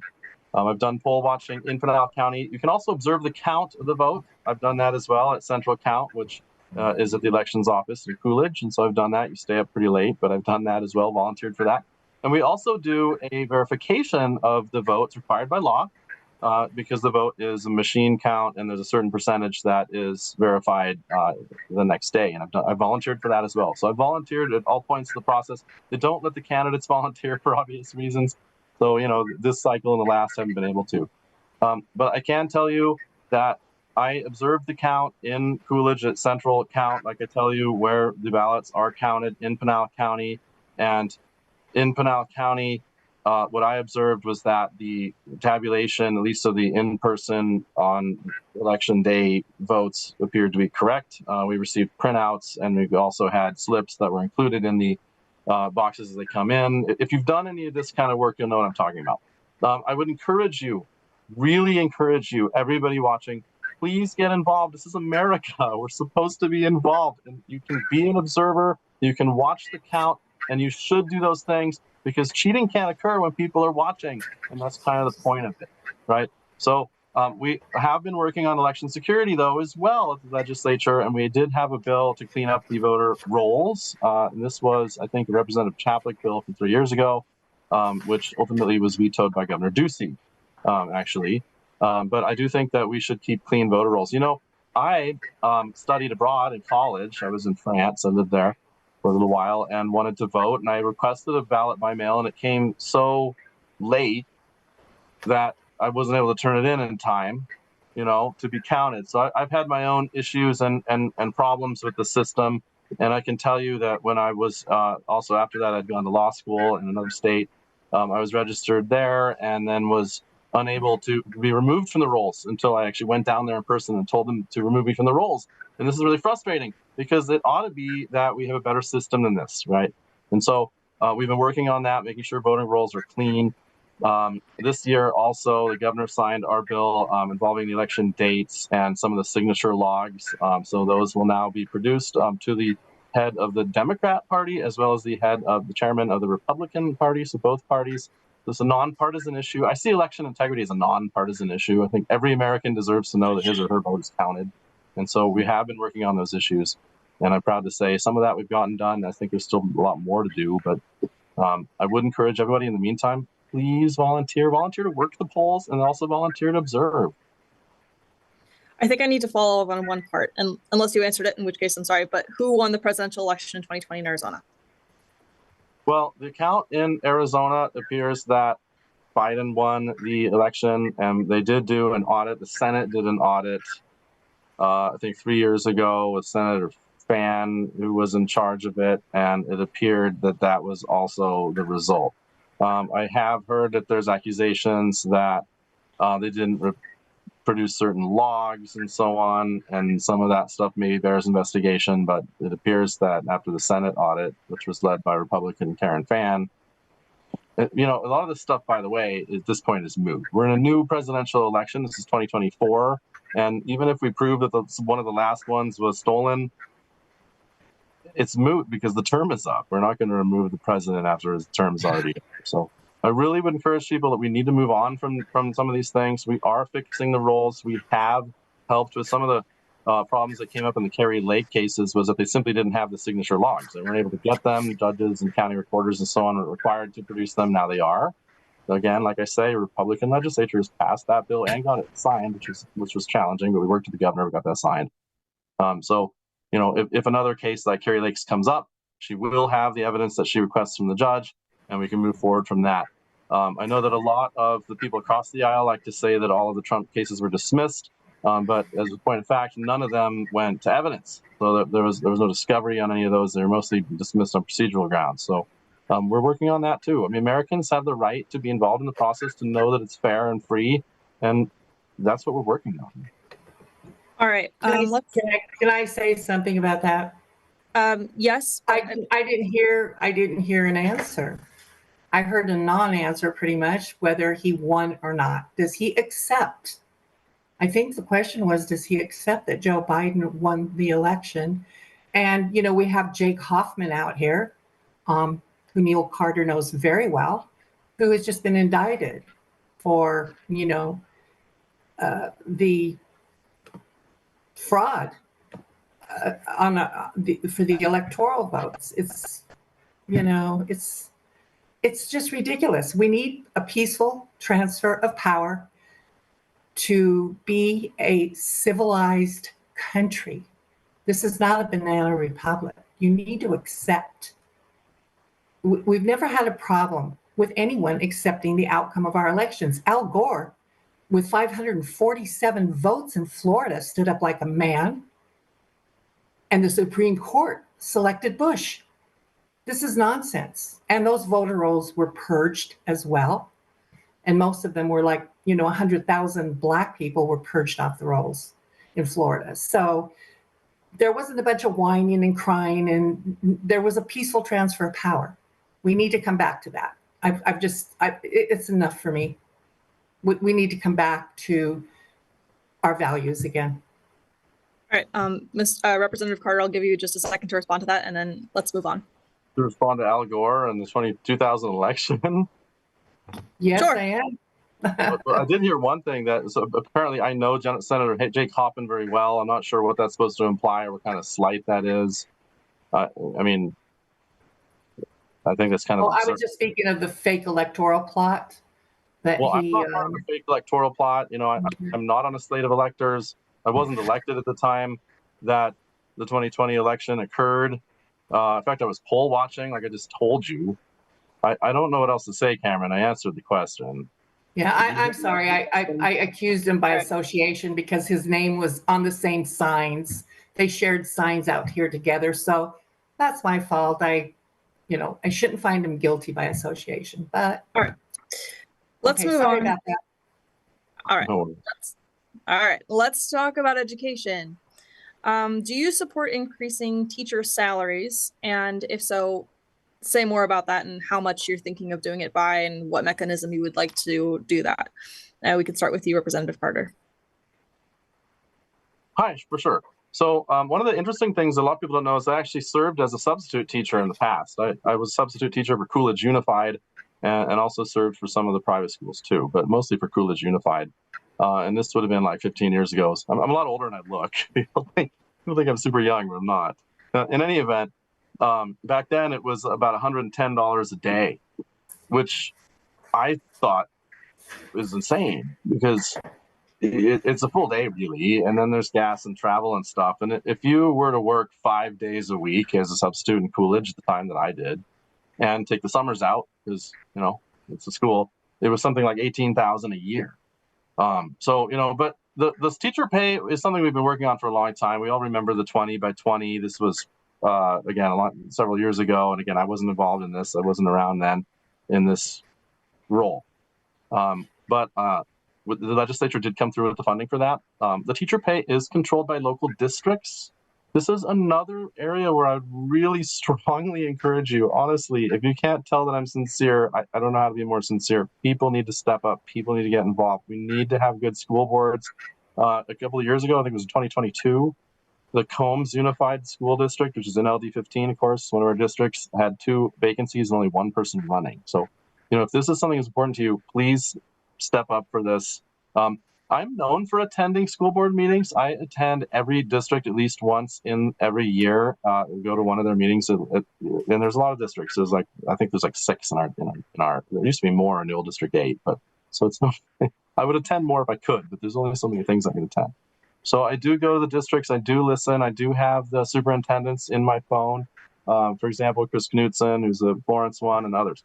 and Perry Berry from Queen Creek, and and I call them and I ask, what do you need? And I know that in Queen Creek schools, they are expanding, so they really are looking for new campuses and stuff. Then what I do want to tell you, I want to make sure to say this, is that more than one half, yes folks, one half of your state budget goes to education.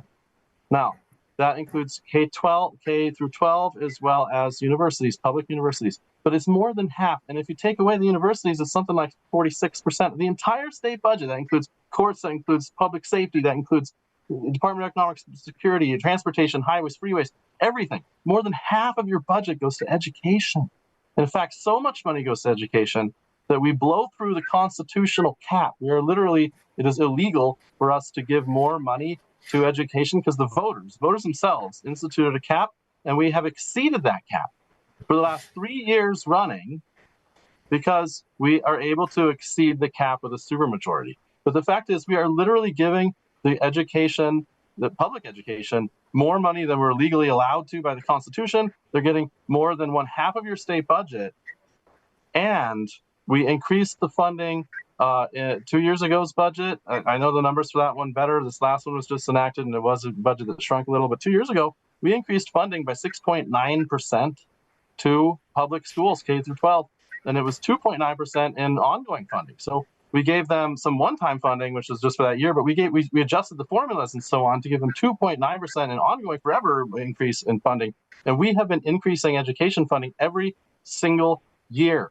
Your Republican majority of the legislature has increased the education funding every single year for 10 years. I defy anybody to tell me otherwise. You can look at that since we recovered from the crash in about 08 or 10 or whenever the year was.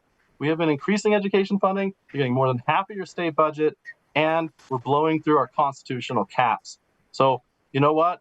We need to step up. The citizens, we need to take back our country. We need to run for school boards. We need to increase teacher pay. Yes, because they're the people that enter into the contracts with the teachers.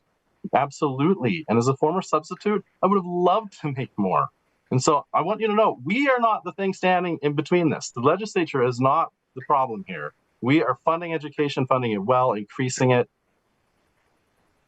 I guess that's all I have to say. Right. Obviously, I'm passionate about this. Yes, thank you very much. I would like to ask Mr. Carter a question. Where do we rank in the United States in funding for our public schools? Ms. Benetone, I would like sorry. you to answer the question first. Oh, go ahead. For teacher, do you support increases for I teacher do. salaries? I do. They're supplementing their income with second jobs. They're still paying off loans, their student loans, which are ridiculous. That's another situation, getting banks out of the loan process. We should maybe think about letting teachers join the state benefit employee program for their health care. They buy, by the way, I know teachers, they buy supplies for schools, pencils, all kinds of things, paper, because they don't have enough. So when Mr. Carter talks about how much funding our public schools are getting, there are a lot of schools who don't have enough supplies. Our teachers are underpaid. They're supplementing their income. We have a voucher program that the Republicans voted on expanding, and we already have a $500 million hole in our budget because of it. And that's not voodoo economics, that's a fact. So I just want to know, and again, I'll ask, where does Arizona stand in funding? Are we 5, 6, 8, 10? Where do we stand? Mr. Carter? Would you like to respond? In our funding on a nationwide basis? The first thing is there is no $500 million hole in our budget. As a matter of fact, the budgets are balanced. They're balanced every single year. We've increased funding to education and the school choice program, which is extremely popular. By the way, my younger sister has Down syndrome. When my younger sister went to public school that I went to, the school board told her, no, you go on the freeway and go to some other school because we don't want you here. That's the public education. Now, Ms. Benettoni rolls her eyes, but that happened to me and my family and my sister with Down syndrome, and my mother had to fight to have my own sister in the public schools. Now, the so-called voucher program, which is really about parents having the right to have school choice, would have solved that problem instantly. We could have sent my sister to whatever was best for a kid with Down syndrome to learn at.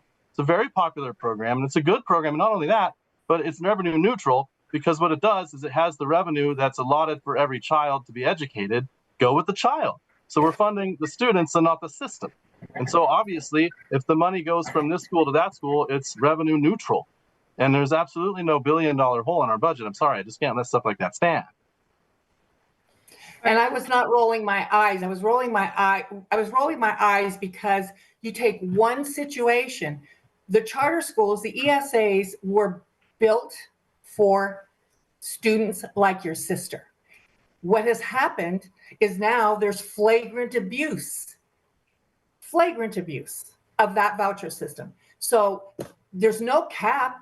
A rich family, a wealthy family can send their children to school who have no disabilities, have no problems. And it does affect public education.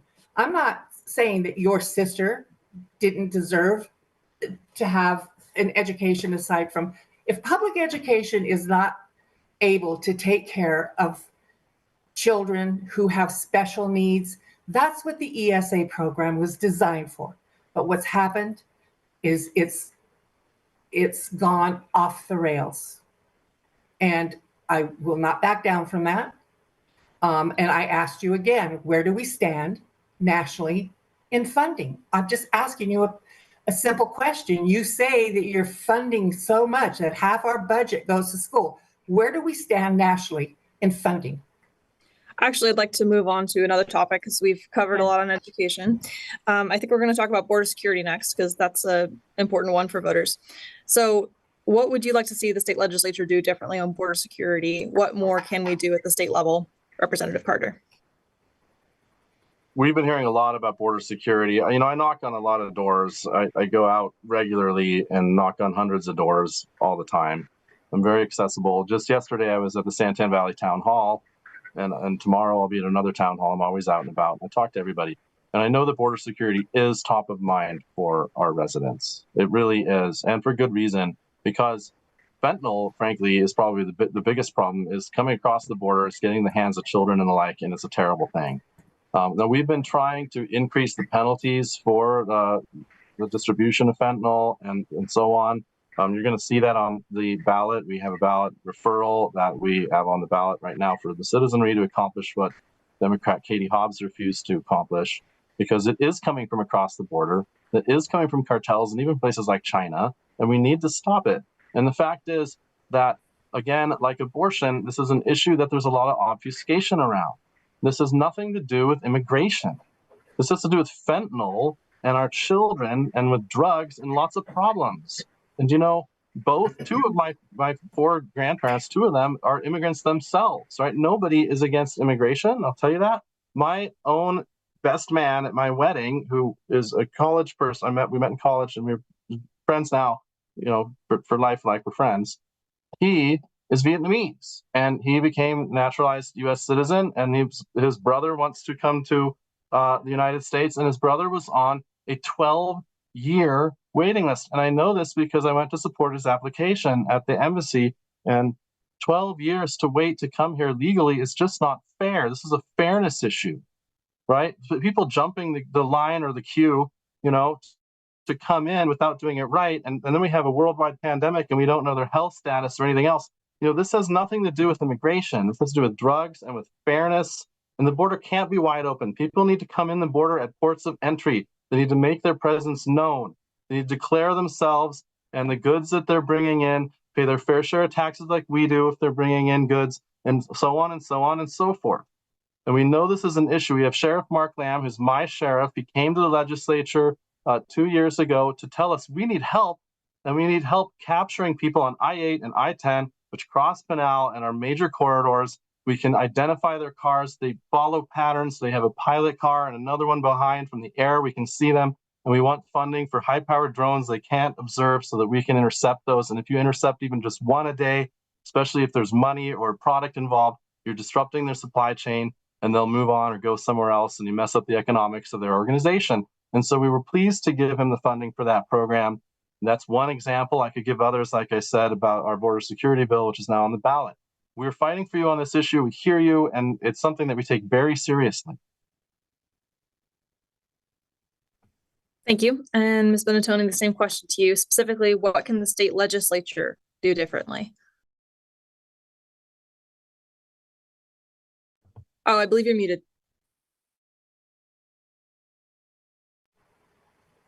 Okay, thank you. Immigration has always been a federal issue. Our federal government should be doing more. In fact, there was a bipartisan bill that Mr. Trump convinced the Republicans to vote against. It would have given some of those solutions, drones, more officers, more surveillance cameras, all kinds of things for the border. But that was voted down by Republicans because they were told to by Trump. So we can encourage the federal government to do more regarding our borders. But I think as a local, as an Arizonan, it is our responsibility to, yes, come up with some solutions and try to work with the federal government on those solutions. But we have to watch our language. And saying that we're being invaded, which I've heard many Republicans in this state say, invasion, invasion. There is no standing army at our border invading our country. That incites violence, and that's exactly why someone drove 600 miles and shot brown people in a Walmart in El Paso. You cannot demonize the immigrants. Most of them are women and children, just people fleeing because they have no water to grow their crops, they're hungry, or they're leaving because there are violent situations in their own country. But the demonization of the immigrant needs to stop. My family, they were immigrants. My grandparents came from Italy, and then the others from Croatia. You go to the Statue of Liberty, and we're just repeating. If you look at the vitriol that was passed around for either the Irish or the Catholics or the Italians or the Chinese, we're doing the same thing to the people on the border right now. And the new prop that we have right now is just a reflection of SB 1070. It's racist, and it's going to create more problems. And I just think we need to come together with common sense solutions and quit the open border, being invaded. Stop with the vitriol. I mean, we have a president who, calls them vermin. It needs to stop. It's dangerous, and it becomes dangerous not just for the refugees, it becomes dangerous for our own citizens. So.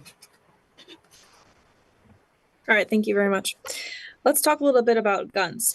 Do you support any further restrictions on people being able to own guns or buy guns or use guns in Arizona? And we can start off with you, Representative Carter.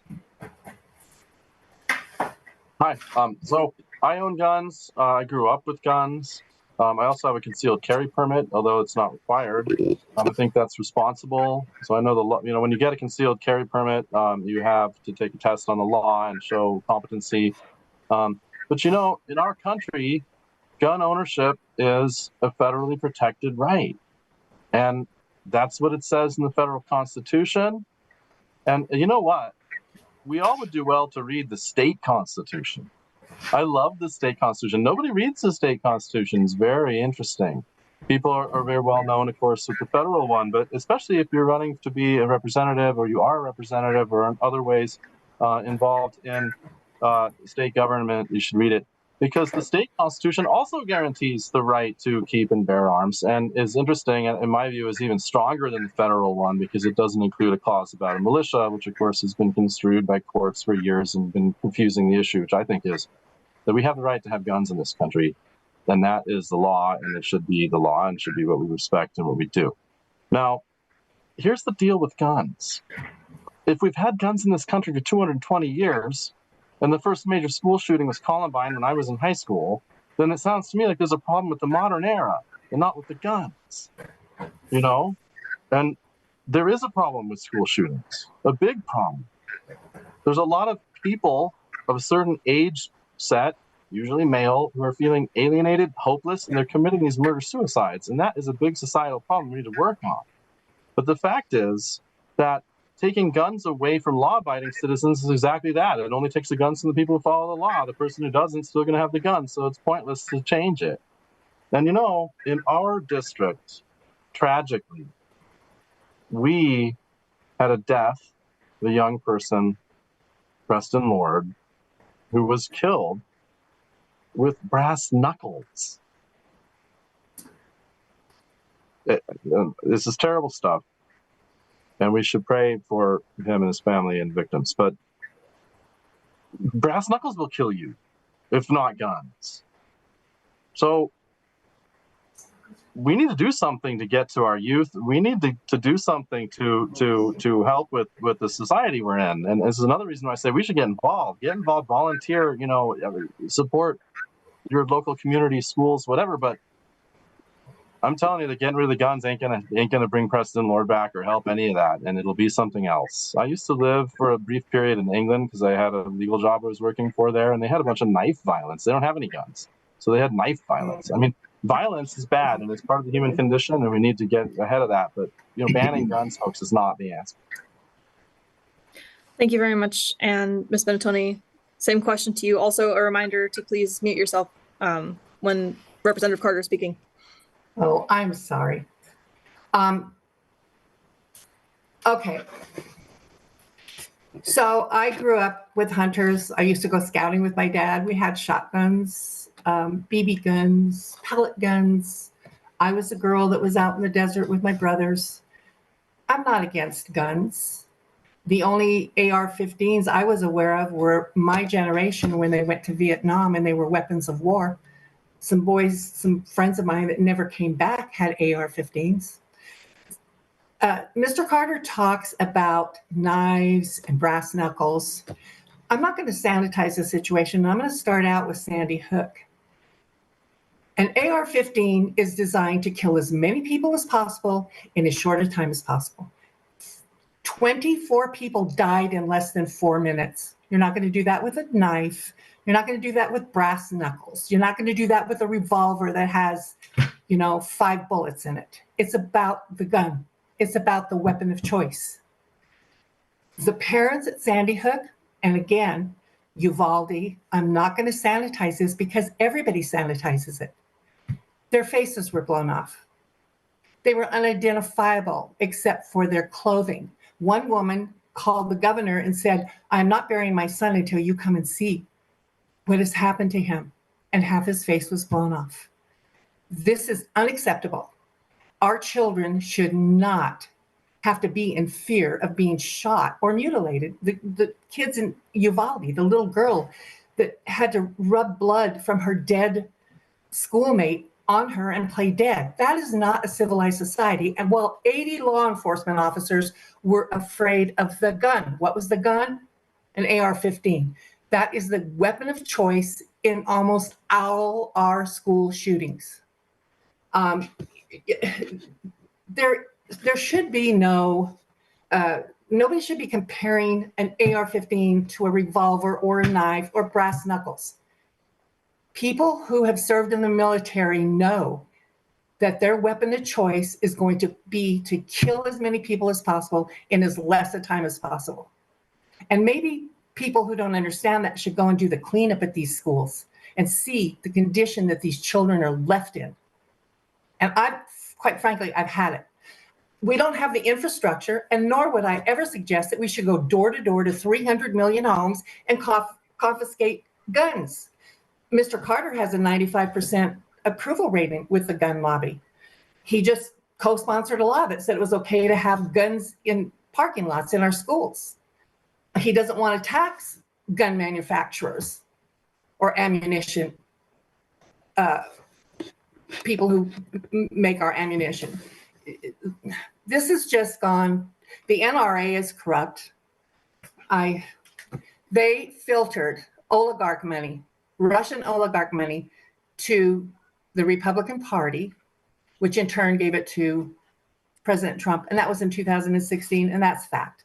It's a corrupt organization. I'm sorry. I'm very passionate about this because of the damage that those weapons do to our children. So, yes, I do want to get in one more question before we make closing statements. So, I'm going to say transportation. Is there a particular transportation project or issue, maybe specific to your district, that you would like to focus on at the state legislature? And we can start with you, Ms. Benetoni. Well, we have a situation where people here who don't have a vehicle, I think the closest bus stop for them right now is on Gilbert, and maybe Mr. Carter knows. The airport. It's basically occasionally. I don't know that it's consistent there, but yeah, I heard that it's there too. So, I think that for people who, have problems with transportation, it would be nice to have more mass transit for the people here in our district. Thank you. Representative Carter. Thanks, Cameron. For the record, I'm not a member of the NRA, and I've never accepted any money from the NRA. Be that as it may.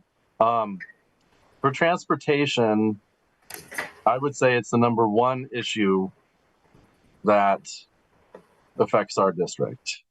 And I mean, our district specifically. There are statewide issues like education and other things, but the transportation is the number one thing I think living here. And look, I live here too, And like I said, I've been a Santan Valley homeowner since 2010.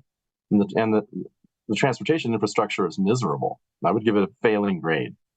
And so it's something that I've been working on sincerely. And I've been on the transportation committee, and we've been working on things. Now there's a whole state of projects because there are other places like Buckeye that are growing too.